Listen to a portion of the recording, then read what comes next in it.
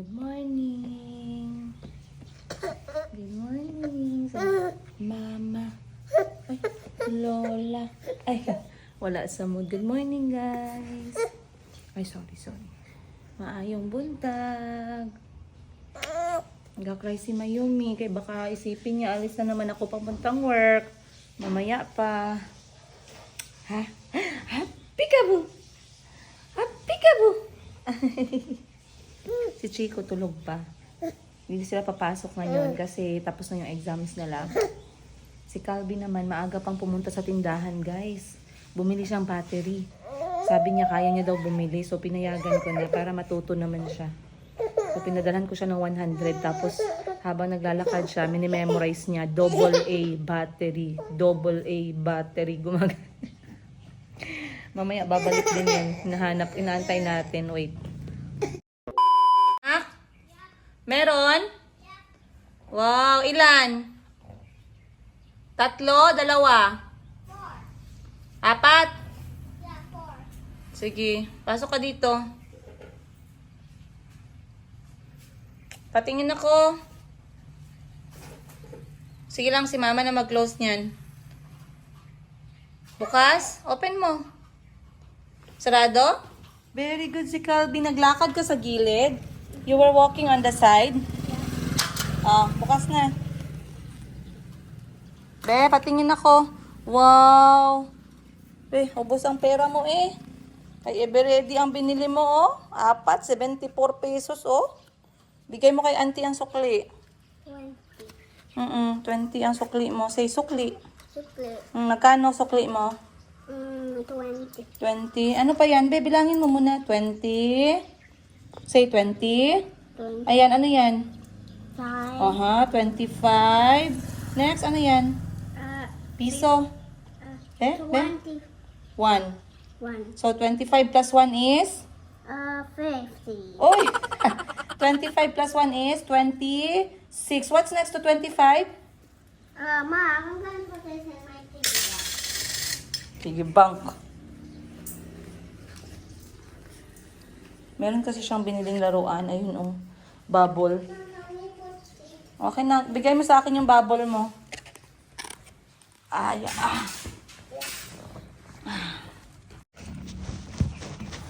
Be. You said my money is enough to buy this. Enough the what? You gave me 100. Oo, mas mahal pa yung ano. Mas mahal pa yung battery kaysa sa laruan. Yung laruan mo, 20 pesos lang. Yung battery mo, 70 pesos. You only need 3. Oh, you put the flat one goes to the spring. Look for the up. Look for the flat. The bam-bam. The bam-bam. Goes to the spring. The spring goes first. Push. Push. Good. Next.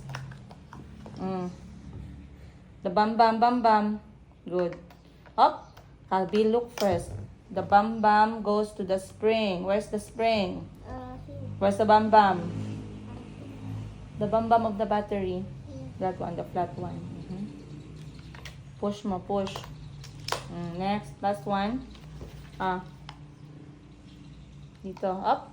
The flat one goes to the spring. The flat one goes first. The flat one enters first. Push. Very good. Close. Close mo na. Dito una. No, that's correct. Next. Okay. Okay, bring me your bubble. So, ganito kasi siya guys. Para siyang camera na bubble dispenser. So, ilalagay natin dito yung bubbles na bottle. Then, may battery na siya 3. Sinama kasi sila ni... Oh, move away. Sinama kasi sila ni... Dito ka, kabila. Dito ka. Sinama kasi sila ni Madam Sheena, ng ate ko kahapon, para mag-date. Tapos binilhan sila ng isang laruan each. Pinapili sila ng anong gusto nila. Tapos si Calvi, ito yung pinili niya. Okay, close this one. This is your remaining bubble. Then this one we put here. Okay.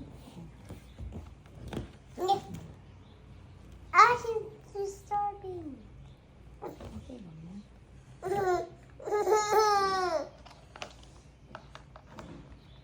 And make sure you lock it properly so it will not spill. Okay? Then you close it. Okay, then we try. Okay. Wait. Let's try it outside. It's gonna be messy. Just one time here kay raining pa man.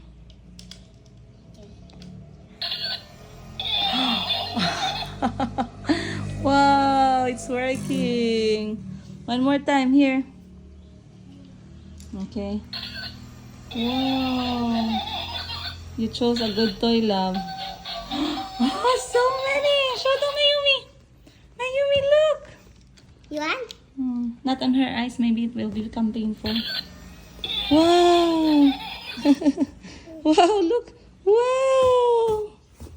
Good job, my love. Did you choose that toy? Yeah. I'm so proud of you. Go show Auntie. Don't run too much. It might spill. A few moments. Kasi kahapon, kahit gaano ka-busy yung ate ko guys, sabi niya sa akin, hiramin ko muna yung mga bata kung andito pa sila sa city. Kasi sasama ko sila na mag-date daw sila sa parang mall na may mga murang laruan. Sobrang mura. And then sabi niya, magta-tricycle lang daw sila. Kaya sobrang sweet. Nag-tricycle sila, nag-enjoy ang mga bata. Pagdating doon, talagang kinausap na ng ate ko mindset na kasi ganun tinitrain namin yung mga bata na hindi sila ma-overwhelm at talagang alam nila na isa lang yung bibilhin kasi wala tayong malaking pera. So sabi ng ate ko, pili mo kayo ng laruan ninyo, tag-isa lang kayo. So si Calby, isang beses lang siyang pumili. Hindi na nag-change yung isip niya. So eto yung pinili niya, parang camera bubble, which is napakaganda naman talaga. And less than 100 pesos lang. Si Chico naman, Chico, what did Chico choose? I think he chose a lot. Iron Man kay Chico. Woo! Tapos si Muning naman, kasi ano din si Muning, nagpili si Muning ng bracelet na DIY. So maraming beads, tapos gumawa siya ng bracelet. Sobrang saya ng mga anak ko guys. So ang ganda no kapag ganito na kahit single mom ka, may mga auntie sila na nagmamahal sa kanila.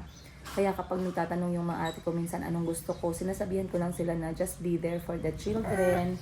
O diba? Kasi paano tayo, pabait-baitan tayo kunti. Kasi para hindi hindi halata ba kung pwede na lang sana Gcash mo na lang tinong ganun, pero hindi totoo guys. Ang presence ng mga kapatid ko very important sa buhay namin ng mga anak ko, lalong-lalo na sa mga bata. Kasi they know na meron silang mapuntahan at meron nagmamahal sa kanila maliban sa akin at kay Auntie Christine. And sobrang genuine na mga kapatid ko magmahal guys, sa mga pamangkin talaga. So I'm very, very blessed and fortunate that way, no? Na meron tayong pamilya at kapatid na ganyan yung pagmamahalan. Kasi mahirap yung single mom ka na marami ka pang problema, marami ka pang pagsubok sa buhay, tapos ikaw lang mag-isa. Wala ka talagang backup. Walang nagsusuporta sa iyo. So, kagabi nagkausap na ako kagabi guys kasi na-appreciate yung relationship namin magkakapatid. At natutuwa sila sa amin magkakapatid ba. Ganun kung gaano kami magmahalan sa isa't isa. No, Mayumi, no?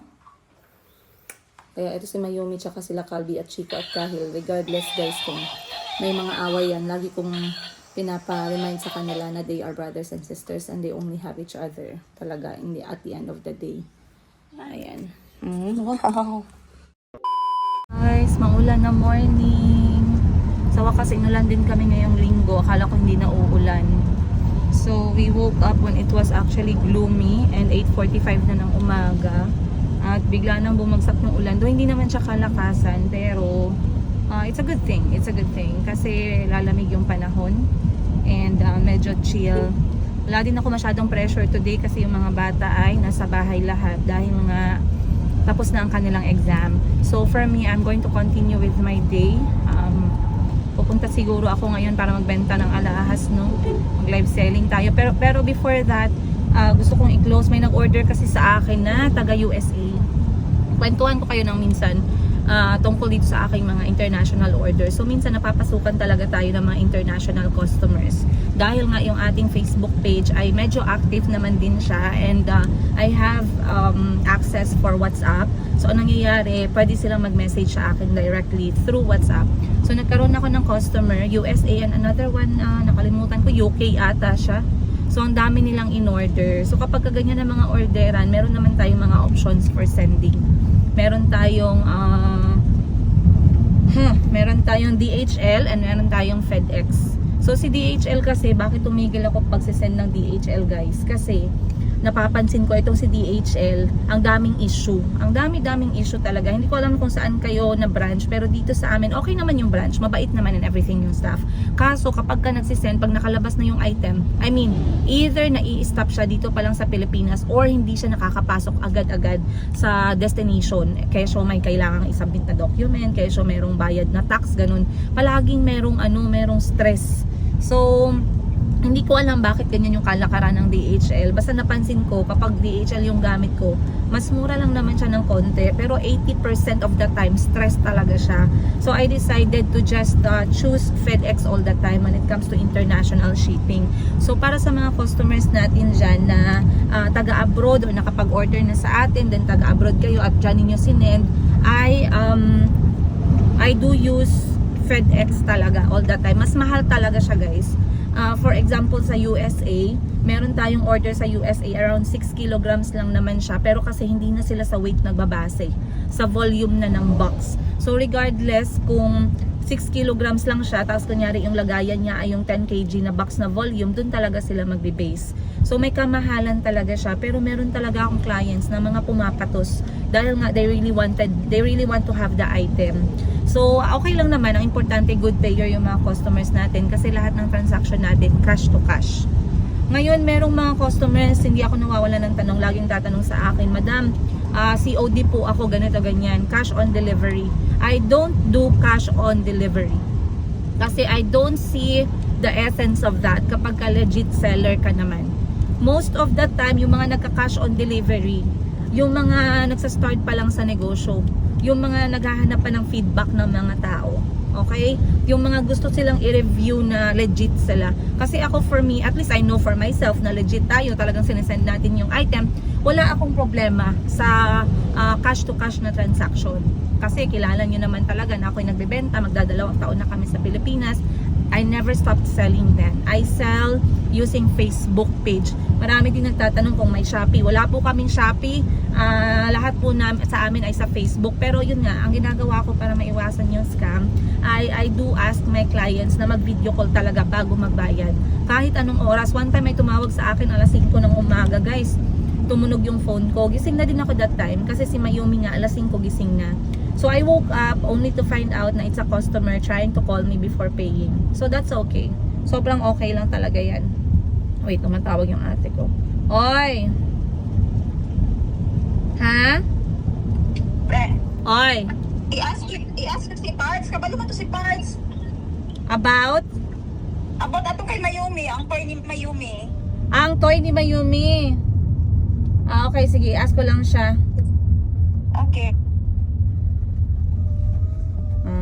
Alright. So anyway, yeah. Ang ginagamit natin is FedEx. May kamahalan siya. And we do send international. We do send kahit saan kayo sa mundo. Basta willing lang kayo mag-handle ng bayad for international sending. And ngayon, meron ako i-close na order kasi nag-order siya pa USA. Pupuntahan ko muna sa FedEx para ma-send na yung item. And yeah, I'll see you guys on today's episode. Okay, nakabalik na tayo sa aking sariling shop, guys. Natapos din ako sa aking pagbebenta kanina. Kumain lang ako at bumili po ako ng siopaw. Hindi ko alam sino sa inyo dito ang mahilig sa siopaw. Ako mahilig ako sa siopaw, pero gusto ko sa siopaw yung tinapay niya lang, yung puti. Hindi ako masyadong fan ng palaman ng siopaw. Lalo na kapag yung pagkagawa ng dough niya ay napakasarap, napakalambot na parang ulap. Yan yung mga gusto ko, guys. So, eto, mainit-init pa siya. Kakainin natin to mamaya. Pero, ngayon po kami ay malungkot na araw ngayon. Dahil ngayon po kami ay magkakaroon ng, hindi ko to nakwento sa inyo, pero alam ko kilala nyo tong taong to. Magkakaroon kami ng despedida party or goodbye party para sa isang staff. Ayan, nakakalungkot, no? Kasi, taon na din kami magkasama. Meron na kaming yung bonding namin tsaka yung aming relationship ay hindi na staff tsaka boss ba, ganun. Kaya nakakalungkot isipin. Pero kami kasi as a boss or as employer, we have to understand na minsan gusto talagang mag-grow pa ng mga staff. So, hindi natin sila pwedeng stop or bawalan. We can try. We can try to let them stay by offering them something or whatnot, pero hindi natin sila mapipigilan. So, nakakalungkot isipin na isang staff natin yung mawawala. And, trinay naman natin yung best no na ma-stay, pero hindi talaga guys, ayaw na talaga dahil nga meron ding mga personal reasons, meron ding mga career reasons, mga iba't ibang klase ng rason. Alright? And masaya kami that they are having that kind of courage naman talaga to mag-explore pa, and they are willing to take that risk. Kasi gano'n naman talaga eh. Paano mo malalaman na magugustuhan mo yung isang career kapag ka hindi mo sinubukan? Paano mo malalaman kapag ka mas okay ka sa career na to or sa lugar na to pag hindi mo sinubukan? At isa yan sa lagi kong sinishare guys, no? Kasi I mean, hindi ko man natutunan lahat sa buhay ko, pero at least I have a lot of experiences kung saan nasabi ko talaga sa sarili ko na if I did not do that, if I did not try that, how would I know na dyan pala ako magkiklik ng vlogging? Kung hindi ko sinubukan yan, paano ko mamimit yung mga tao na to na naging kaibigan ko ngayon? Kung hindi ko nasubukan gawin to, paano ko malalaman na ganito pala siya? Okay? So, ang maraming pwedeng mangyari sa mga spontaneous natin na mga desisyon. And, not only guys sa isang aspeto, kundi sa lahat ng aspeto ng ating buhay. So ngayong araw na to, kami ay nag-organize ng isang despedida party or goodbye party. Simple lang siya to catch up, to relax, and also of course to wish them well. Ayun, so abangan ninyo guys kung kanino tayo magpapaalam today at hihingi tayo ng mensahe kung anong masasabi nila sa kanilang sa mga taon natin na nagkasama tayo. Ayan, mamimiss ba nila tayo? Or may galit ba sila sa puso nila kaya sila aalis? Tingnan natin mamaya. Pero first muna, ako muna ibabiyahin na dahil ang aming venue ay sa isang maliit na dagat. Sa dagat talaga yung venue namin guys. Mga 30 minutes away from here. Ako po ang nakatokang magbitbit ng pagkain, kaya po yung aking sasakyan ngayon ay amoy sotanghon gisado. Yes. Anyway, asamahan nyo kami for today guys. Sarado muna yung business namin ngayon, pero nag-post naman si Miss Giselle online kasi nga yun yung maganda sa isang online business. Pwede namin siyang galawin remotely kahit na wala kami sa shop. Pwede namin tanggapin yung orders, pwede silang magbayad ng kanilang transactions, and then we will pack them this afternoon or bukas. First thing tomorrow morning. Ayun. Ano pa ba? Yun lang muna no, kasi mamaya magchika-chika tayo. Kakabalik nga lang ng pala ni Parts. Kakabalik lang ni Parts kasi pinasikaso ko sa kanya na lang din yung FedEx. Pinakuha ko yung resibo. So, nasend na yung item ng client natin. Papuntang US of A. Maraming salamat, ma'am. Again, guys, I'll see you on today's episode. At, of course, please, kung nagustuhan nyo naman yung mga episode natin, patuloy kayo nag-e-enjoy. Huwag nyo naman kalimutang ibagsakan ako dyan ng isang bell button. At saka, subscribe. Ayun.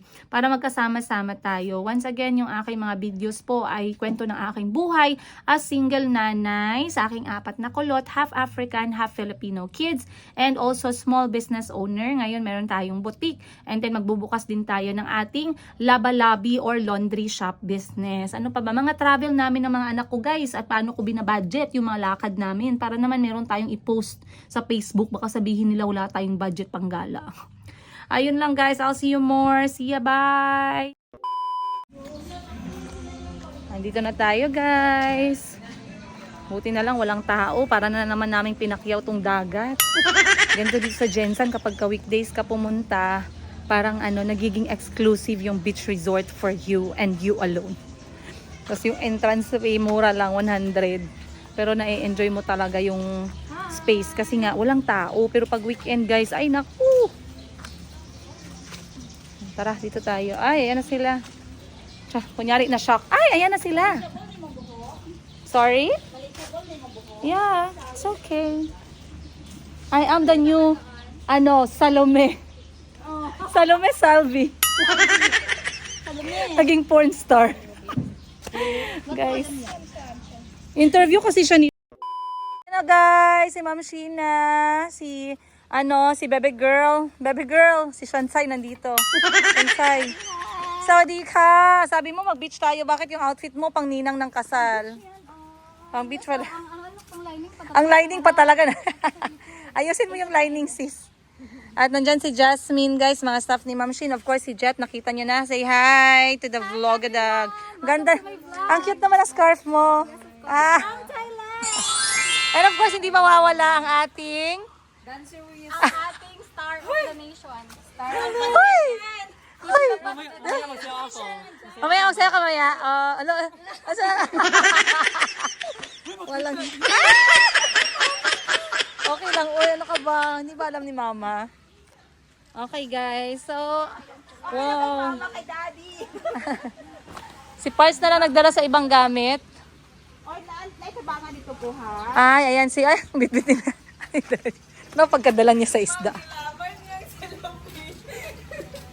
Kaya mo pag... Oy, gitahati maginagito. Ayan si Jo. Si Michi. Hi, Jo. Sarado tayo ngayon. Bakit ka nagsara? Lagyan na lang natin ng ano. Pwede man siguro yan. Sige, habang nag-meeting kayo dyan, mag-ikot muna kami dito. So, eto po guys, yung aming pinuntahan ngayon. This is BG Resort. Last time na-share ko na to sa inyo. So, mamaya na tayo magdrama-drama dun guys sa mga aalis-aalis. Mamaya na yun kay mga less favorite part natin. Pero uy, ang ganda kasi ano ngayon, low tide. Baka makahanap tayo ngayon ng shield. Shield with letter I. Okay. Let's go. Tingnan natin ano mga baon ng aking ate. Let's go. Handa ninyo. Wow! Nag-order pala yung ate ko, guys. Anong order mo, ate? Yan, we have the bihon gisado. Shoutout mo muna nagluto. Shout out to Miss Gina Lynn. Ng Bula, General Ng Bula, Santos City. Jensen. Sa laging on the go namin na request. Ano pa yung order mo? Patingin. Beef steak, creamy beef steak. And hindi mawawala ang ginataang langka. Wow! High pitch. Okay. Dessert. Ilabas niyo yung dessert. Dessert. Dessert, kinasugba pa. Saging Labas pala. niya coke na ano na display.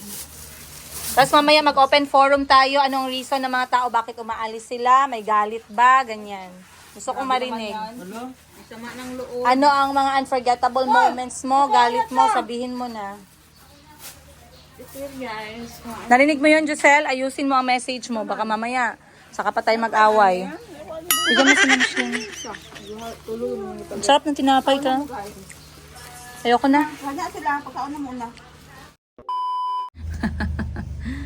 Ang aga pa ni Chico naglambing. Good morning, guys! Ay, naku pala, kahapon hindi natin natapos yung ating chikahan dahil tinamad po ang all dahil ang sarap ng hangin, ang sarap itulog, ang sarap talagang i-enjoy lang yung view. So, tumagal kami doon by the way ng 4 na oras guys sa dagat. And once again, it was actually a goodbye party para sa isang staff. And yung staff na yon ay ang staff ni Madam Sheena.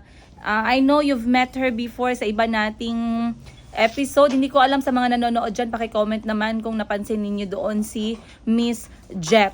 Ayan, lagi ko siyang sinasama siya tsaka si Kyle kapag pumupunta ako sa tindahan ni Madam Sheen. So, si Miss Jet ay nagpaalam to, to look further challenges. Para maghanap ng more challenge para sa kanya. Kasi nga, they are actually, guys, graduated. They are graduate of university and ang course nila ay education ba si Jet? Ano? Marketing? Wait, Ang hirap naman ang course mo, Jet. Hindi namin alam. Okay. Hindi ko rin alam yan. Pero anyway, graduate sila and they worked with my sister para sa kanilang stepping stone. Pero I know how much important si Jet sa buhay ng ate ko since she started working with my sister. And we are very grateful sa oras at saka sa lahat ng binigay niya during the time na kasama niya ang ate ko at nagtatrabaho siya with my sister. But now, she has to go. Alam nyo naman ngayon guys, they are young and they want to pursue further na related sa kanilang career. So we wish her well. Ayan, mamimiss namin talaga si Jet. And I'm sure mamimiss namin siya sa buong team ng Sheena Bangkok Wardrobe. Kasi nga, yun din yung maganda, regardless kung gaano kami nahirapan sa paghahanap ng mga staff. Kasi minsan, ganun talaga, isa yun sa pinakamabigat na challenge kapag meron kang negosyo. It's looking for yung mga staff na magmamahal sa negosyo mo na katulad ng pagmamahal mo. Yung willing din sila mag-sacrifice when needed. Okay? Pero kahit na may mga challenge na ganun, we also end up getting, good staff, good employees, and they do work with us na taon-taon talaga, guys. So, si Jet, parang ilang taon siya kay Ma'am Sheena? 3 taon. 3 taon, that's amazing. Si Miss Giselle kasi magdadalawang taon na sa akin ngayong, nag 1 year siya, just recently, kasi January yung aming first anniversary. Si Parts naman, he worked with me since dumating kami dito sa Pilipinas. So, magdadalawang taon si Parts sa October, kasi October yung 2nd year namin dito. Pero so far, so good, you guys. We are hoping na talagang magtatagal sila and more years. Pero kapag kasi nagpaalam yung mga staff because they wanted to pursue something else or gusto nilang lumipat ng lugar or gusto nilang lumipat ng career, wala naman tayong magagawa dyan. Hindi naman tayo pwedeng mag-say no. Anyway, the friendship and the memories will still be there. It will stay. At saka yung respeto sa isa't isa, yung pinakamahalaga. So, yesterday was an amazing time. They did bonded, naligo sa dagat, nagsayawan, nag-usapan. Yeah, it was amazing. Amazing time. We left the beach around 4 o'clock kasi malayo pa yung city. We drove like 30 minutes papabalik or 45 minutes. And yeah, it was a good day. At alam mo anong gusto ko? Gusto ko sa amin na magkakapatid is regardless kung gaano kami kabisi sa trabaho at sometimes feeling namin nagiging monotonous na yung araw namin, we really find time and we really exert effort and energy and other things para masira yung routine. Katulad ng pagpupunta sa beach or pupunta somewhere, kakain sa labas, para naman hindi siya maging monotonous at hindi boring para sa mga employees. They will feel like, there's a break in between. Hindi naman palagi at hindi naman kailangan sobrang gastos talaga. Pero to have those kind of moment together with the rest of the staff, with your employer, is a breath of fresh air. That's what I'm trying to say. Anyway, you guys, sobrang nag-enjoy kami. I also had time to relax together with the staff. Sinama namin si Miss Giselle. Syempre, Parts was also there. Oh, yes. Can you open the door? Ay, wag lang. Dito ka lang kay may badman dun sa labas. But I'm just gonna look down. At yeah, ngayong araw kami naman ulit ay magbibenta-benta. Pero this day is going to be another amazing and special day kasi ngayong araw pupunta tayo sa isang napaka-espesyal na prenup shot. Prenup shoot pala. Magkakaroon ng prenup shoot. Ang isa sa pinakamalapit sa aming puso. Ayan, may kakasal. Gosh, I'm so excited na magsuot ng wedding dress. Guest for the wedding dress. Yun ang susuotin natin kasi guest lang tayo, guys. Pero excited kami. Sasama ko kayo ngayon kasi the venue will be very nice and I'm sure the food will be nice as well. Tingnan natin kasi kanya-kanya kami ng assignment. At comment down below kung sino ang ikakasal, sino ang magpiprenuptial ngayong araw. At nako, siguradong mag-e-enjoy kayo, matutuwa kayo, guys. I do upload shorts, by the way. No, I do upload reels, mga maliliit na mga funny moments namin, magkakapatid kasama, or mga anak ko, mga funny moments ko, ayan, tsaka mga business advices, marriage advice, mga marriage advice based on my experience, parenting advice from a single mom. Nilalagay ko po yan lahat dito sa page ko na to, Tindera sa Africa. So if you want to follow those short videos na nasa reels, guys, please do follow my page as well. Maraming salamat po. I'll see you guys more on the next episode. Wag na po dito kasi masyado na tong teleserye. So I'll see you guys. Much love, Princess Higa.